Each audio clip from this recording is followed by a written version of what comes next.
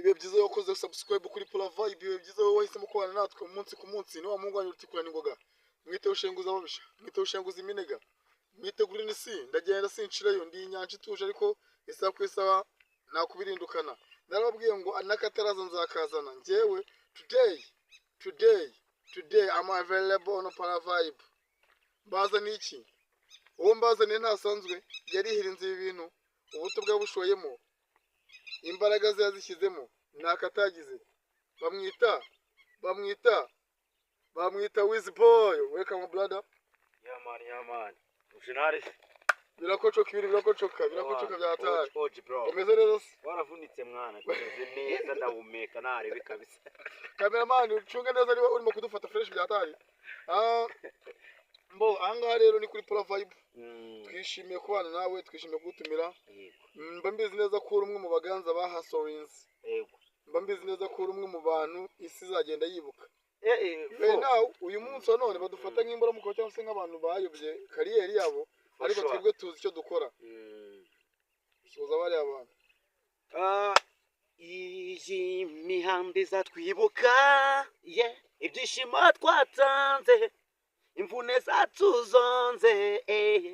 Ingoma zirenze twakoze. Ariko mukanga kwemeraye kugeza na n'ubu. Gusa muzemera twapfuye. Yamani ni Pola Vibe genda umuhanzi Wizboy. Naje rero ngo dukore ikiganiro mbabwiza ukuri. Mbaho ukuri fans mukurikira cano ubu murasubijwe. Mumenye ko no subscribe mugiye kuzikanda mwivuye inyuma wallahi. Wemba ngira umbanze mbabwire babanze babyumve bose. Banandeba live. Ariko ngukunda Fireman nari ingabo. Mari Fireman bura niwe wanje. Ariko buriya nuko utabizi, buriya Fireman ni umufrende wacu. Kandi akunda n'ibintu dukora bya hatari. Turazanye twigeze guhura arambwa ati Pola umura we ni wihebe bizaza. Nyeka ko nibi biganira bibona arabibona bya hatari. Cyane. Maximum respect kuri Fireman men. Turagusura bya hatari. Hanyuma rero weho uri mu burasirazuba, uri mu burengerazuba, amajyepfo amajyaruguru mu mujyi wa Kigali ndetse n'intara gatandatu wa diaspora. Turagusuje kandi twishimiye kubana nawe. Wowe udukunda ubivanye ku mutima. Wewe wabanye natwe, wowe wakoze subscribe. Ni ukuri uri w'agaciro kandi uri w'ingenzi. Hanyuma rero uru ruganda nyarwanda yego rutetesha bamwe rukabuza abandi. Urarubona ute, urarufata ute nk'umuntu bimaze igihe kirekire? Buriya rero Pola ngiye nkunda guha abantu kuri. Ariko n'ubundi kuri tugomba kuza mbere. Kuko n'ubundi impamvu njye mba nakuzanye hano mba ngira ngo uhereza abantu kuri kuko n'ubundi wowe watanga ukuri ntabwo biraza gutuma ikimana kugenda kitaba mwana bigomba kuba uko byose kose. Kuko buriya ari umurongo muri Bibiliya inkuru ya Yesu. Inkuru ya Yesu buriya umuntu witwa Yesaya. Abanyeshuri mujye kwishuri mugende se. Buriya umuntu witwa Yesaya yahanuye inkuru ya Yesu. Hanyuma aciye imyaka hafi 600 Yesaya yapfuye. Aravuga ati uko byasa kose ariko Yesaya abwiye umusaza witwa Simiyoni ati wowe ubwawe ntabwo uzapfa utabonye umucyo w'isi. Umusaza agenda ararambirana. Ariko Yesu akimara kuvuka abanyeshuri nabo ngo mujye kwishuri mugende murimo kutudistadinga. Urumva neza. Hanyuma Yesu akimara kuvuka Simiyoni akimara kumuterura yavuze ati data mbonye ushatse waruhura umugaragu wawe.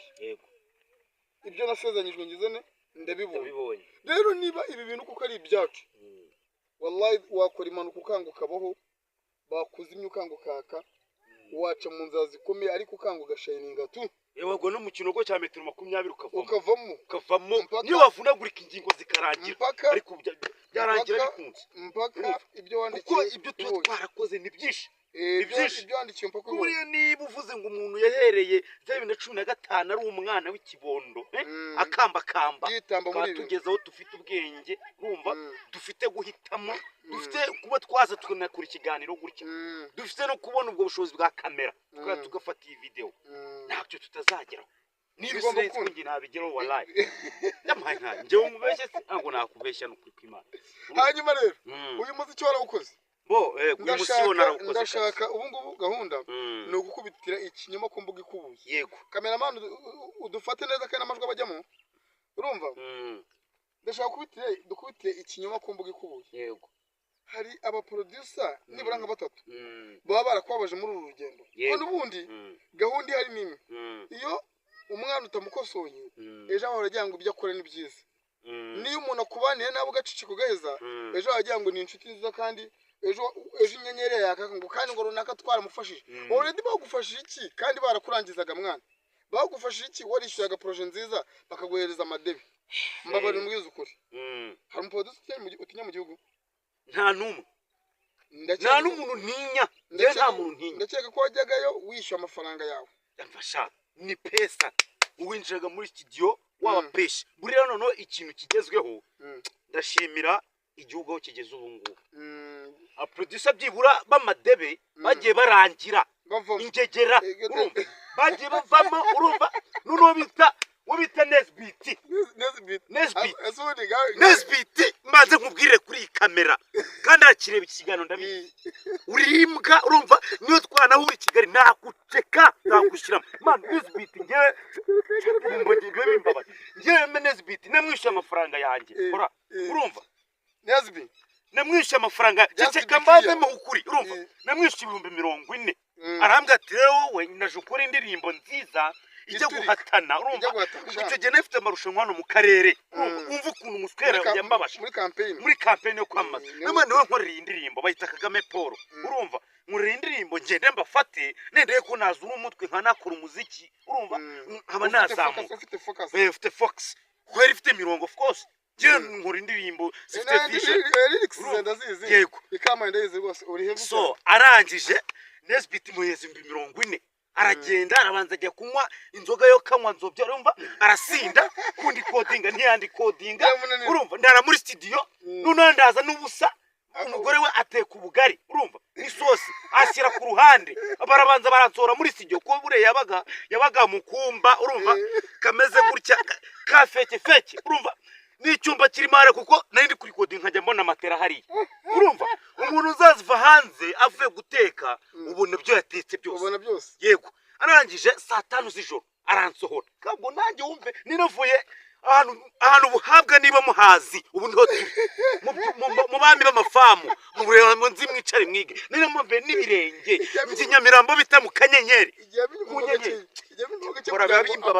ngiye byukirije umutwe ubwo wandangije ubwo ugiye kuri mushyira hanze naribi gusa shihangane nituzo gukoresha imvugo nyandagazi ariko byaratubabaje umva ariko Nesbit akuri nati 40 Nesbit ndi 40 indirimbo ne yakurikodinga no ibyo basi 40 none nabikuye urumva ndabizi nina kosiyete ni kwa kwimana ndangije ngiye nafasha amaguru ndi Nyamirambo mari Mr Tumunzira urumva n'igiti ujye muri Legacy wajyangara rwaje niya nkorera ibintu bizima byibura nkamugemura akankura ibintu bizima binagaragara urumva yariye maze ngo nagarutse n'ubu nagarutse n'ibirenge indirimbo ntayo mfite amafaranga ntayo mfite itike ntayo inzara noneho yo yacaga igikuba uri mu runango none naryamye ahantu bita ku bibati umanuka ugana za Nyamirambo abantu barahazi muze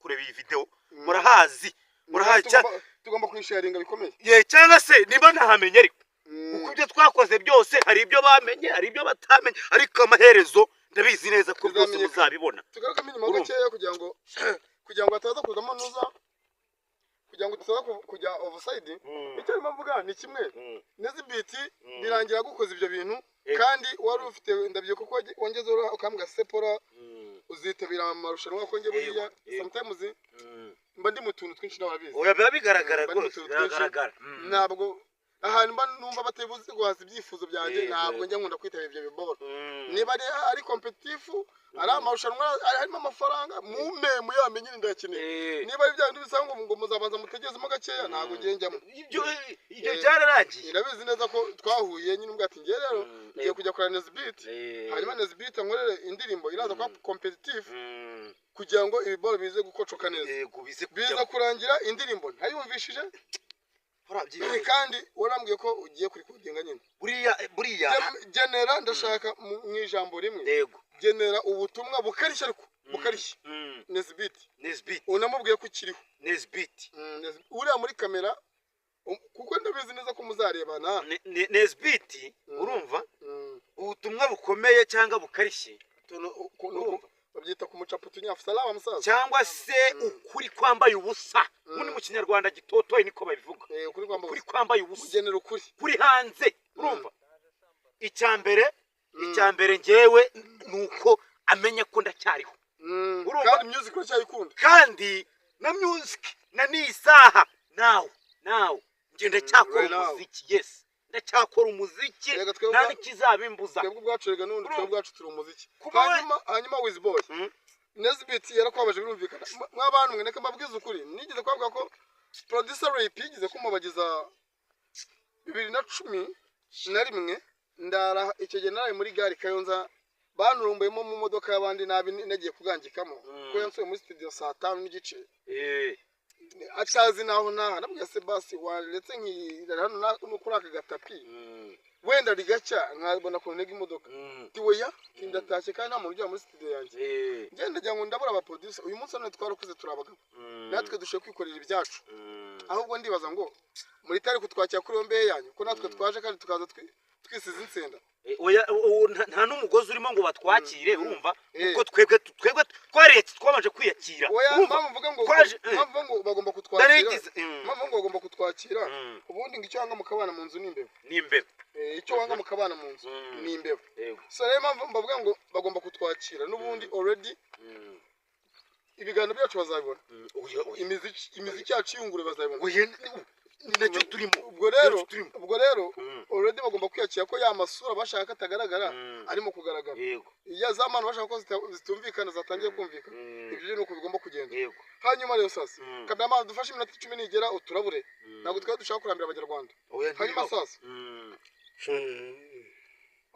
kuntu gahunda imeze niyo yabe 15 nacozo abanyarwanda banyoteye kutubona hari projet abuteganya cyangwa abapolisi barakwabaje ikibazo urakoze kumbaza ku icyo kintu nicyo n'ikibazo cyiza cyane ejo bundi nafite plan nabonye ku mafaranga ndatega nsanga Fanta urumva Fanta ndamusangayo Fanta narayeyo ariko ndavuga nitwaje 2020 ndaje ngende tumwe ku gafanta mugani we urumva mubanze munacire duciriga tuganire menye ibyari byo byibura menye ngo nzabigenza nzakorana nawe gute ariko pora nakubeshye naje gusanga producer ari bamwe bose bari